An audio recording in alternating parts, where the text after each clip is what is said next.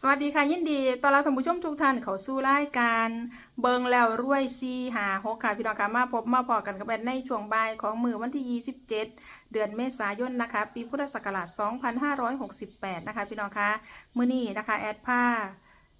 พ่อแม่พี่น้องบรรเทาสุขุสุขนนะคะมาติดตามรับชมรับฟังแนวทางนะคะ จากปูบ่มีวัดนะคะพี่น้องค่ะมื้อนี้ปูเล่ามาวางแนวทางเม็ดเดียวเลยค่ะพี่น้องค่ะเอาแนวทางของปูบ่มีวัดนะคะในช่วงบ่ายนี้ค่ะสิได้มาเป็นตัวใดพอแม่พี่น้องมาติดตามรับชมรับฟังคลิปนี้พร้อมๆกันนะคะปูค่ะ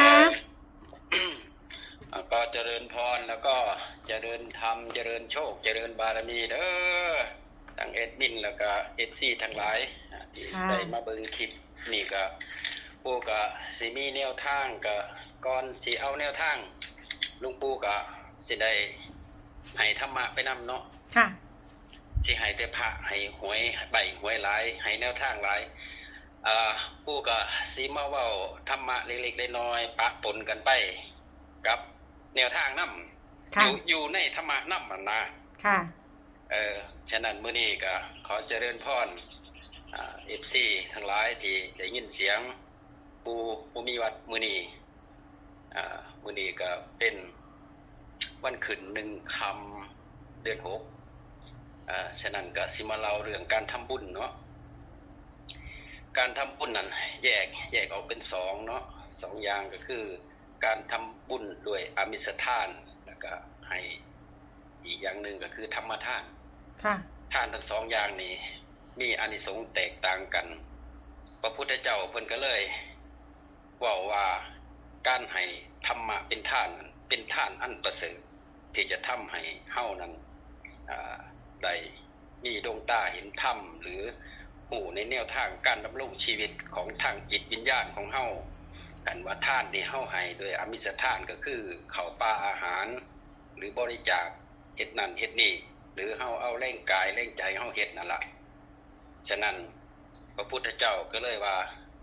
ทานกับศีลมันเป็นของคู่กันการทำบุญให้ทานสมบูรณ์ก็ต้องมีศีลก่อนนำเพราะว่าเฮาสิบริจาคทรัพย์สินเงินทองหรือเป็นการลดความตนีทีเหนียวแหละการบำเพ็ญทานเฮาก็ต้องมีศีลไปสมบูรณ์นำก็คือศีล5ที่เฮาสมาทานเรื่อยๆแหละไปวัดก่อนถวายสังฆทานเฮาก็รับศีลเนาะพระเพิ่นก็พาให้ศีลฉะนั้นศีลส่งผลให้ทานมันสูงขึ้นไปเมื่อทานมีพลังศีลมีพลังมันก็สิเกิดการภาวนาขึ้นถ้ามีภาวนาแล้วบุญทานของเฮาสิส่งผลไวคล้ายๆกับเครื่องบินนั่นแหละส่งให้เฮาถึงเป้าหมายได้เร็วฉะนั้นมื้อนี้ปู่ก็สิเล่าเรื่องทานที่ให้ธรรมะเป็นทานนี่เป็นทานอันยิ่งใหญ่แห่งเฮ็ดให้เฮามีสติมีปัญญาในการดำเนินชีวิตทางจิตวิญญาณฉะนั้นพระพุทธเจ้าเพิ่นก็เลยสรรเสริญการให้ธรรมะเป็นทานนั้นมันสูงให้เฮารู้จักภาวนาคือการภาวนาเบิ่งกายเบิ่งใจเฮานั่นล่ะเบิ่งกายให้รู้จักกฎของไตรลักษณ์คือทุกขังอนิจจังอนัตตานั่นแหละทุกข์ก็เฮามีแต่ทุกข์แหละที่เฮาขวนขวายแสวงหาทุกวันนี้เฮาก็มีความทุกข์เพื่อหาแนวทางกับพระคุณเจ้าหลายๆองค์ที่ให้แนวทางเฮาก็ได้ฟังไปคิดพิจารณาว่าสิเสี่ยงโชคแนวใดฉะนั้นปู่บ่มีวัดก็สิมีเล่าว่าการให้ธรรมะเป็นทานอานิสงส์หลายเมื่อเฮาได้ประพฤติปฏิบัติไปนี่หนทางของเฮาสิไปข้างหน้าก็คือได้ไปเกิดในสวรรค์6ชั้นตกต่ำบ่มีแหละสวรรค์6ชั้นแล้วก็การประพฤติปฏิบัติอยู่ในสวรรค์6ชั้นนี่เมื่อเฮาเบิดบุญเฮาก็กลับลงมาเกิดอีกอย่างน้อยก็คือผ่านอบายภูมิทั้ง4อบายภูมิทั้ง4ก็มีนรกเปรตอสุรกายสัตว์เดรัจฉานเฮาข้ามไปมาเกิดเป็นมนุษย์ก็สังสมบุญบารมีทานศีลภาวนาไปอีกนั่นล่ะก็บ่มีหยังหลายบัดนี้เมื่อเฮาอยากสิพ้นจากทุกข์บ่ต้อง เวียนว่ายตายเกิดอีกเฮากับประพฤติปฏิบัติสูงขึ้นไปอีกเมื่อกี้มันมีหยังพ้นจากอบายภูมิทั้ง4แล้วไปเกิดเป็นเทวดา6ชั้นก็พอแล้วบ่ต้องไปถึงพรหมดอกขันว่าทานกับศีลภาวนาได้สวรรค์6ชั้นมี4มี6แล้วเนาะแล้วก็บัดนี้ให้เฮามาพิจารณากฎของไตรลักษณ์บัดนี้คันเฮาสิเบื่อการเวียนว่ายตายเกิดแล้วคือกฎของไตรลักษณ์มันสิมีทุกขังอนิจจังอนัตตา3อย่างอีก นี่อย่างนี้มี3อย่างเด้อค่ะพิจารณาทุกขังอนิจจังอนัตตาคือความทุกข์อนิจจังคือความบ่เที่ยงอนัตตาคือความไม่มีตัวมีตนมีแต่พลังงานอย่างหนึ่งที่เฮามาจุติมาเกิดตามพลังบุญพลังบาปนั่นแหละเว้าง่ายๆย่อๆเอาเด้อเดี๋ยวสิยาวไปเดี๋ยวโยมสิเบื่อ มื้อใดสิบอกเลขเนาะ เมื่อเฮาพิจารณาเมื่อทุกข์เฮาเบื่อจากทุกข์เบื่อหน่ายแล้วเฮาก็พิจารณาไปเห็นความบ่เที่ยงทุกข์จักหน่อยเฮาก็มีรอยยิ้มขึ้นมามีกำลังใจจากเพื่อนร่วมเกิดแก่เจ็บตายให้กำลังใจเฮาก็มีสุขขึ้นมาหน่อยนึงมันก็ทุกข์คือเก่าแหละเพราะว่า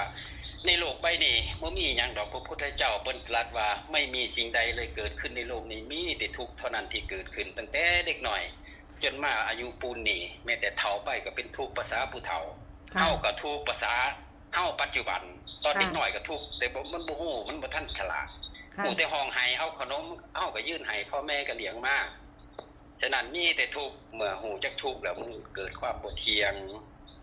มันก็สิเลิกไปเนาะก็อนัตตาความไม่มีตัวมีตนสวัสดีเด้อมื้อนี้มันสิยาวไปค่ะที่ปูเราไปมันสิมี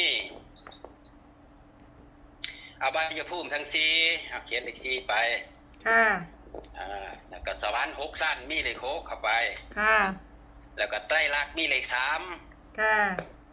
สรุปย่อลงมา4 6 3ค่ะฉะนั้นก็ให้ไปพิจารณาเอากฎของไตรลักษณ์แล้วก็เมื่อเฮาบำเพ็ญทานศีลภาวนาแล้วก็ก็สิได้ไปจุติเกิดเมื่อภาวนาเมื่อร่างกายเฮาแตกดับไปเฮาก็สิได้ไปเป็นเสวยบุญของเฮานั่นแหละเป็นเทพอยู่ในสวรรค์ชั้น6เป็นเทพเทวดาเมื่อเบิดบุญแล้วก็ต้องมาเกิดเป็นมนุษย์อีกนั่นละค่ะฉะนั้นก็บ่มีหยังหลายมีเท่านี้เด้ค่ะตีให้เรียบร้อยค่ะเอาฉะนั้นก็โอ้ยเข้าใจบ่เนาะโยมเอ้ยเข้าใจ463นะคะอย่างอื่นบ่เข้าใจแนวทางของปู่บ่มีวัดมื้อนี้ก็ได้ฟังธรรมะไปแล้วก็เอาให้โยมพิจารณาไปนำได้แนวทางไปนำเนาะค่ะฉะนั้นก็ปู่ก็ขออวยพรให้ท่านทั้งหลายเด้อทั้งแอดมินแล้วก็ FC ขอให้เป็นผู้มีสติสัมปชัญญะตั้งอยู่ในสัมมาทิฏฐิมีความเห็นถูกต้องตามหลักเหตุและผลเป็นผู้ไม่ประมาทในอินทรีย์ทั้งปวงอินทรีย์ก็คือตาหูจมูกลิ้นกายใจนั่นแหละมีความสงบระงับอยู่ภายในเพื่อประโยชน์ต่อตนเองและประโยชน์ต่อส่วนร่วมและครอบครัวและสังคมและประเทศชาติโอ้ยาวเนาะขอให้ท่านทั้งหลายเด้อสุขภาพพละไม้แข็งแรงปราศจากโรคข้าพยาธิอย่าได้มาแผ่วพานให้ทุกท่านสุขสารทั้งครอบครัวญาติมิตรสนิทสนมจงแคล้วคลาดจากพยันอันตรายทั้งไกลและไกลจงเป็นผู้หนักแน่นในธรรมะจงเป็นผู้เจริญด้วยอายุวันนะสุขะพละด้วยกันทุกท่านทุกประการเทินสาธุค่ะเดี๋ยวยังมีก้อนอีกอันนึงถ้าวันนี้สดชื่นรื่นจิตอย่าไปคิดหน้าหลังมาคลั่งฝันสิ่งที่แล้วไปให้แล้วกันสิ่งที่ฝันไม่มาอย่าอาวรณ์สาธุขอบคุณค่ะเจริญธรรมเด้อโชคดีมีชัยสู่ผู้สู่คนนะสาธุค่ะขอบคุณค่ะการนมัสการนะคะสรุปแนวทางท้ายคลิปนี้นะคะพี่น้องคะแนวทางจากปูบ่มีวัดนะคะพี่น้องคะมื้อนี้แนวทางของปูเม็ดเดียวคือ4 63นะคะพี่น้องคะ463เม็ดเดียวนะคะพี่น้องเอาจังใดก็อย่าลืมนะคะแคปหน้าจอเอาไว้พร้อมเด้อพี่น้องเด้อแคปหน้าจอนะคะพี่น้องคะห่อนนี่ดีเนาะค่ะพี่น้องเนาะมื้อนี้อู้ห่อนนี่ดีค่ะพี่น้องแคปหน้าจอค่ะพี่น้องคะก็มีประมาณนี้นะคะสำหรับแนวทางจากปูบ่มีวัดนะคะอย่าลืมค่ะนำไปพิจารณาเบิ่งเนาะพี่น้องทางช่องนำเสนอเพื่อเป็นแนวทางนะคะโปรดใช้วิจารณญาณในการรับชมรับฟังนะคะขอบคุณขอบคุณพี่น้องบ้านเฮาสุขุสุขคนค่ะสำหรับการรับชมรับฟังนะคะและก็ต้องขอบคุณสำหรับข้อมูลในคลิปนี้นะคะขอบคุณแนวทางจากปูบ่มีวัดค่ะสำหรับพ่อแม่พี่น้องท่านใดที่เขาไม่เห็นคลิปนี้เป็นเทื่อแรกค่ะพี่น้องคะถ้าไม่อยากสิพลาดกับแนวทางเด็ดๆแบบนี้นะคะเขามาแล้วก็อย่าลืมนะคะฝากกดติดตามกดไลค์กดแชร์นะคะกดกระดิ่งแจ้งเตือนทั้งหมดค่ะเพื่อที่จะได้บ่พลาดทุกคลิปทุกข่าวสารแนวทางจากทางรายการนะคะพ่อแม่พี่น้องคะเอาสำหรับคลิปนี้นะคะแอร์กสิได้ขอตัวลาพ่อแม่พี่น้องไปเท่าสุขุสุขคนไปก่อนค่ะเอาไว้พอกันไม่ก็ไปในคลิปหน้านะคะสำหรับคลิปนี้สวัสดีค่ะ